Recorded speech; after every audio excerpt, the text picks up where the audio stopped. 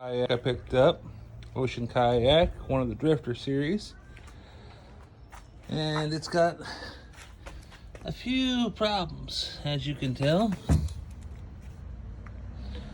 It's been repaired before, and I'm gonna do it again. She's a little dirty, pretty scratched up. No front cover.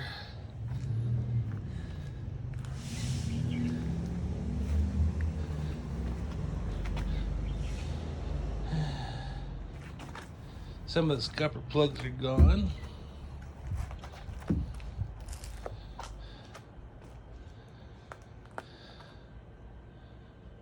But we will see what I can do with her. The more I go over this, the more cracks and stuff I see in it. So the first thing I'm going to do is I'm going to take off all the hardware, because it's just broken and torn up and just old, and I probably wouldn't trust it for anything really. So I started thinking, okay, these are pop rivets. I'm gonna have to drill them out first, right? So I kind of slipped a few times with my drill, and those are holes, so I'm gonna have to fill in later. But then I realized something. I'm a dumbass. This is plastic.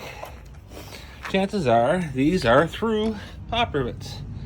So as you see, all I'm doing is putting this right on top, hitting it with a hammer, pushing that pin all the way through, and they come straight out.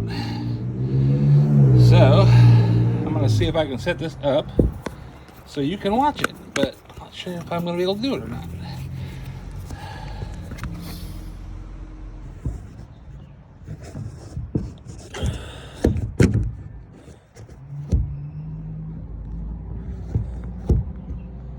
Don't worry, I'll edit all this out, or maybe not. You can see me being a dumbass, but here you go. You take pin. Oop.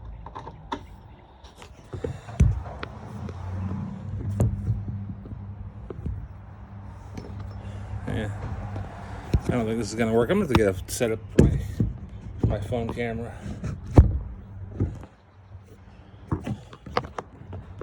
Yeah.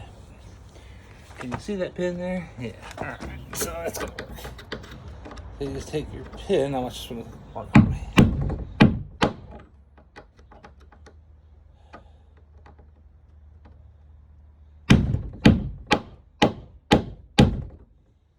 Well, it worked on the other side.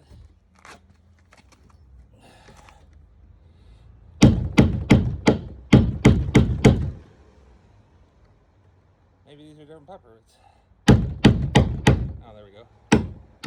Pop it straight through. Pop it straight through. Get your hammer underneath, pull up.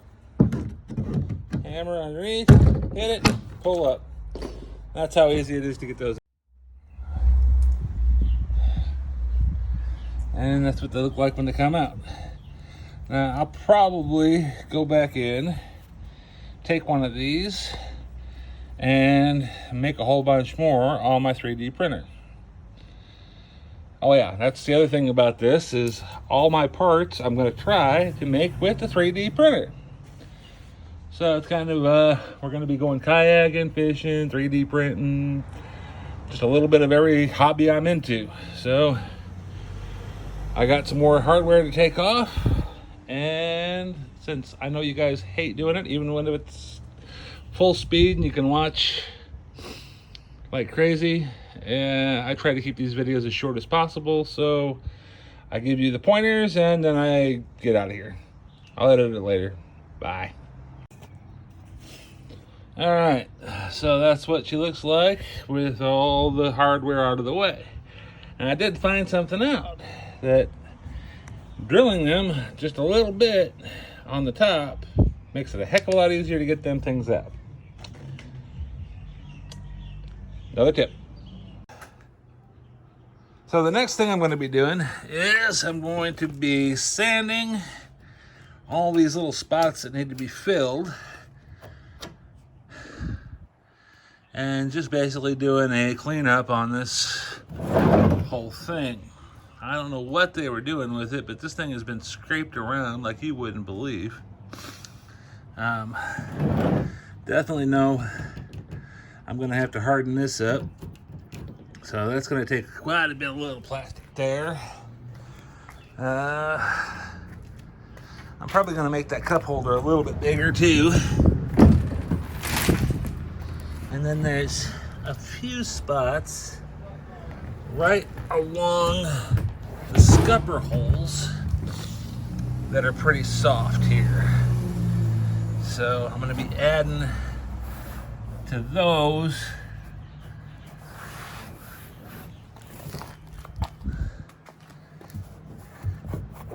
Yeah, those look pretty good actually. Those don't look too bad. I mean, this one right here definitely needs some work. And of course I got that big old hole in the back that they have at some point used fiberglass to do. I don't plan on using fiberglass. I tried to keep away from it because it's way too freaking heavy. But since this is already here, I think I'll probably end up leaving it and just painting over it. It doesn't look too bad. Maybe do a quick sanding on it just to clean it up a little bit. All right, so that's the plan. Repair this hole, repair that hole, and I think the only other hole in here we got is the one all the way up here. All right, back to it. As you can see, I roughed it up a little bit with my little Dremel and just roughed out the shape, so I got a little bit to stick on. It's right at the edge, as you can see. So there's quite a bit there to stick on. And then, if you don't know this, these kayaks are made out of a plastic that's called hdpe. And it's the same plastic that just about any bucket you can find is made from. So all you got to do is lift up the bottom. Oh, nope. I guess that's not. That's number 5. I was wrong. Okay, so this is number 5. Shoot. I'm looking for a number 2. I thought these were all number 2. That's why I kept them.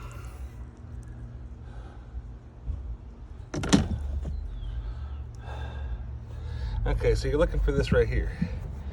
So I have to recut this. hdpe number 2. And it's the same plastic that most of your kayaks are made out of. So that lid, I don't think is hdpe 2. I think it's 5. It's polypropylene, number 5. So that's what that PP stands for, polypropylene. And I don't think I can use that. So I'll have to find me some, I'm gonna have to cut my bucket. All right, guys, talk to you again in a little bit. Okay, so looking around, I found myself my old Coffee Mate container. And it is hdpe number 2. Hope you can read that. So I like working with the thinnest possible material I can and then build it up from there. So this will give me several layers. And I should be able to do, I don't know, 5 or 6 kayaks out of one of these containers. Easy. All right, so that's what I've got so far. This little starter piece is gonna go right there, and then I will work up from there. So as you can see, this is the first layer. So what I've done is I've taken my little pair of needle nose and I have basically stippled all of this into this plastic. So I have made this piece of plastic the same as this, and I've gone along the entire edge all the way around and stippled it into the plastic. So now what I'll go do is I'll let this cool down. It's still quite hot. And then I will take the next piece and lay it like so. Now, as you can see, this has got a nice indent forming, so I'll probably end up building this up. But that's it. That's how you, I mean, if you wanted to, I guess, you could literally just do it like that and leave it ugly, but I don't plan on doing that. I plan on painting this, so it doesn't matter what color the plastic is. That's why I went with this. But if you have a tan kayak that's about that color, there you go. Coffee mate can. Third and final patch on this back end.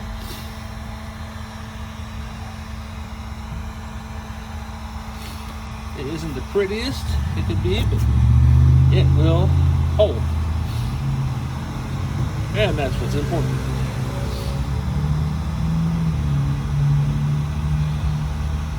Alright, so now we're going to move up to this one. That one's going to take a little more effort, so stay tuned. Now the hardest thing I've found about doing these little holes, these are scupper holes, these are just drain holes. But the hardest thing I've found about doing these holes is, you see how they indent? You see how this crack goes that way and that way? Now you don't want that. Once those cracks start, you've got to stop them. So that means drilling a hole on either side of that crack to stop it from splitting further.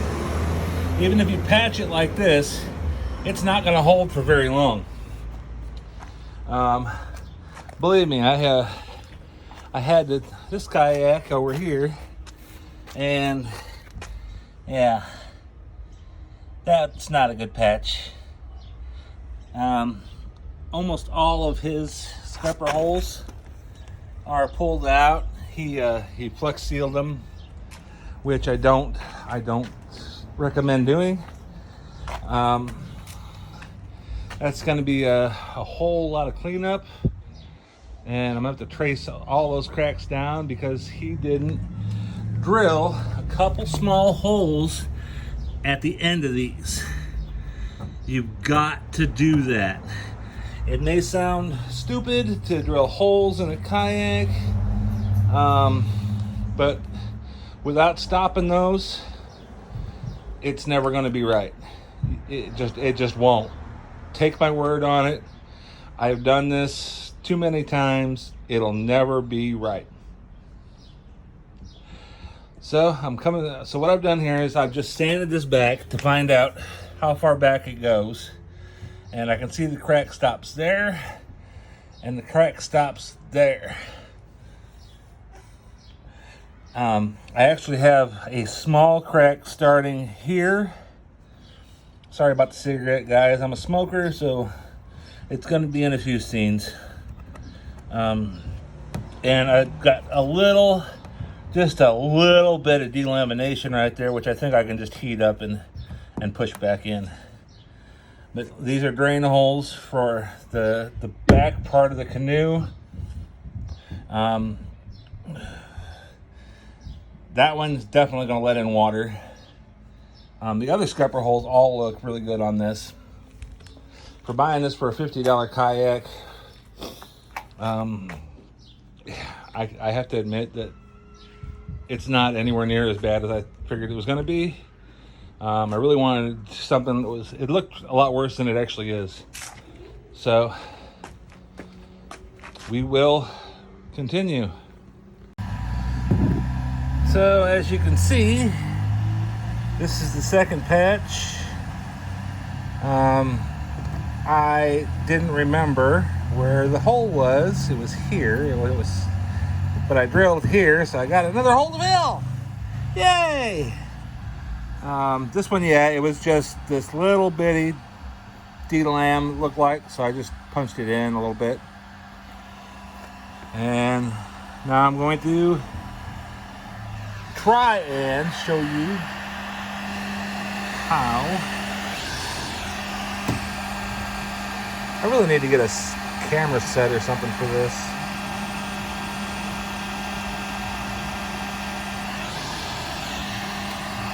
Hold on.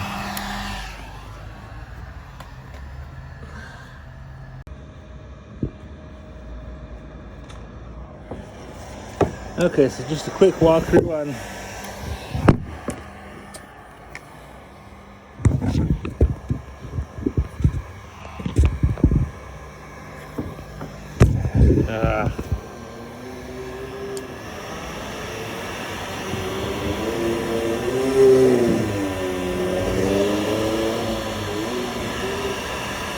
so for something like this, I just heat it up until it starts deforming. I'd stick my knife in, a pair of pliers, and make sure that that is lammed as good as I can get it lammed. So one of the secrets of plastic is if you use a little pressure, it laminates a lot better.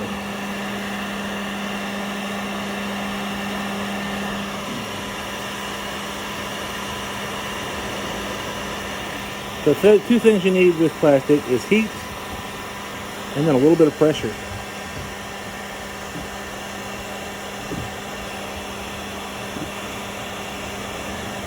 And the second thing is, I don't know if you can see that it's got plastic on your tool tip. You don't want any plastic sticking to your tool tip. Once you have plastic there, it will stick and it will never be used properly. So even when you're using like the soldering guns and stuff like that, if you get plastic sticking to it, clean it off. You want clean tools all the time. I prefer the heat gun just because I'm working with larger pieces of plastic and I can make sure that it is getting laminated properly and getting into the old plastic as well as possible.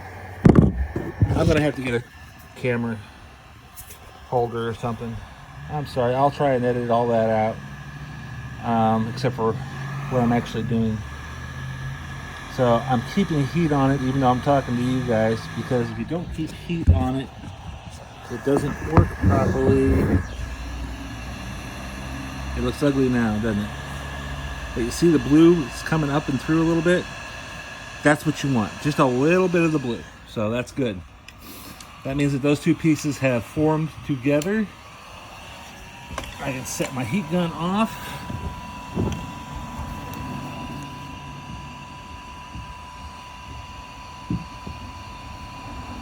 And just take that bubble out a little bit.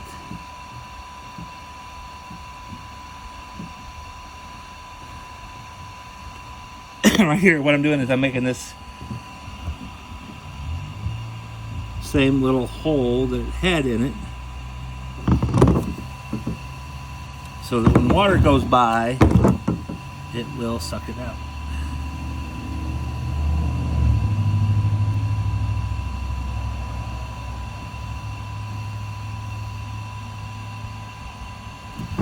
All right, so that's that.